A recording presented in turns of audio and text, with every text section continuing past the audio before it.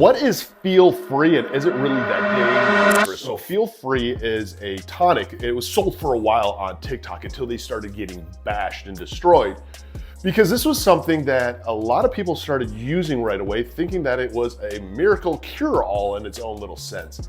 Because what Feel Free is it was kava and it was mixed with kratom. And to me, that's a very dangerous combination, and here's why. I mean, if you're new to the channel, welcome. My name is Eric.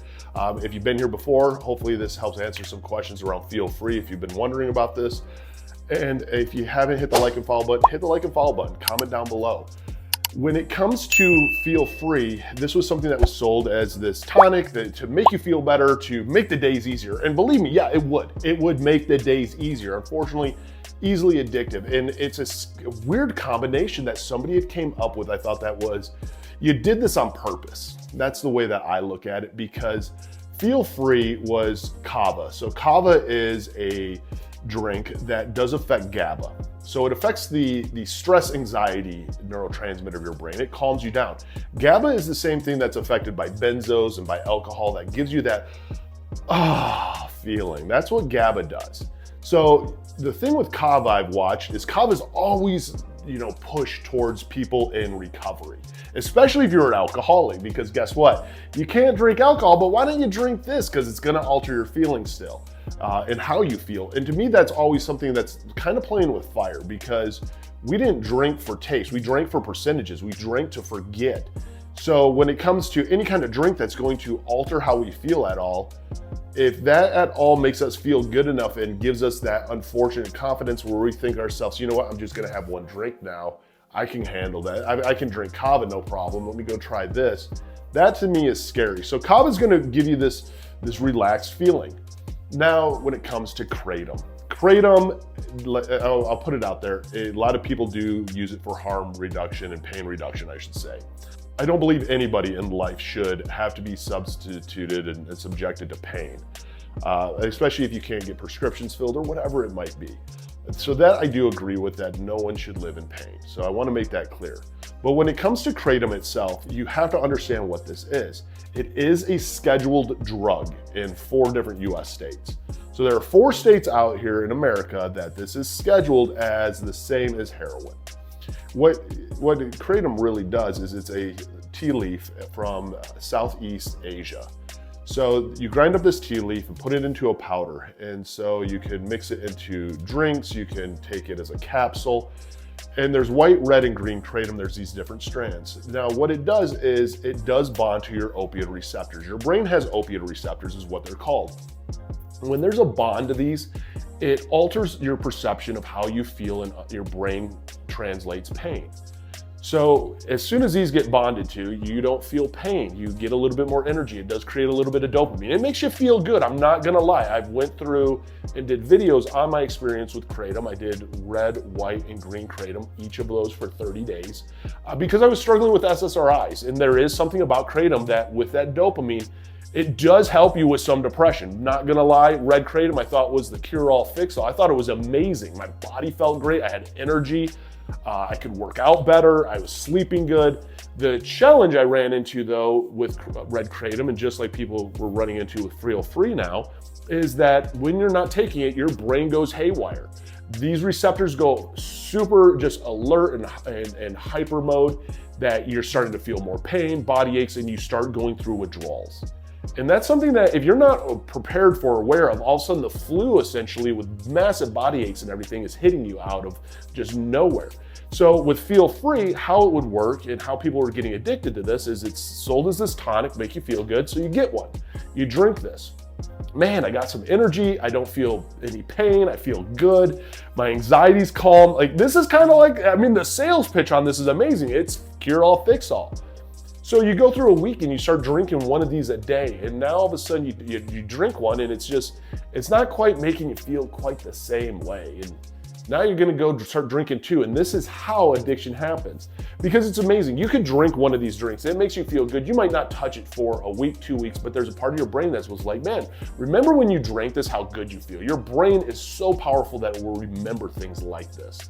So your brain is just hyper fixated on this to the point that you do eventually go, you know what, that did make me feel good. Today's kind of off day. I'm gonna go get another one. So So this tolerance starts building up because they do have a tolerance level that you do start to build from them, where taking the same amount's not going to give you the same feeling. Next thing you know, you're taking more and more and more. But it's this gradual, you go from 1 to 2 a day. And then eventually you're going to go to 3 a day.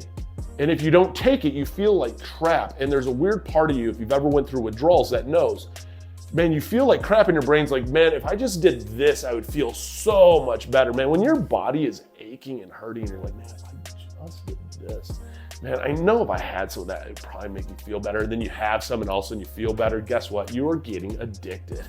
And so this is what was happening with a lot of people with the Feel Free.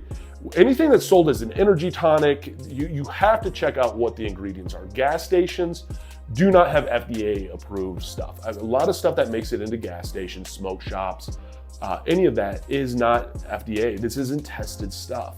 A lot of it can go under this whole like umbrella of a supplement. And if you're not paying attention to what you're putting into your body, you can be putting in addictive substances in your body. And this is what was happening with Feel Free. It is still out there. You can buy this stuff at a lot of different retail outlets. And the reason is because if you get hooked to it, it's a money thing. You're going to constantly be coming in and buying it. And you have to be careful of what happens when you start mixing things. And especially when you're mixing something that's strong like Kratom. I mean, Kratom, just because it's natural doesn't necessarily mean it's safe. And that's one of the things that, we get on such this whole like high and this kick that like it's natural, it's safe, it comes from the earth, so it can't be that dangerous. Yeah, it can be. And just the withdrawal side of it is enough to drag somebody back or even to send you down a further relapse. And that's the reality of how we get addicted to things. A lot of people get addicted to substances and not even be aware that they are. That's why for a lot of people, we don't really remember when we became an addict. We just at one point didn't use like normal people did, and we couldn't stop, and we didn't know why we can't stop.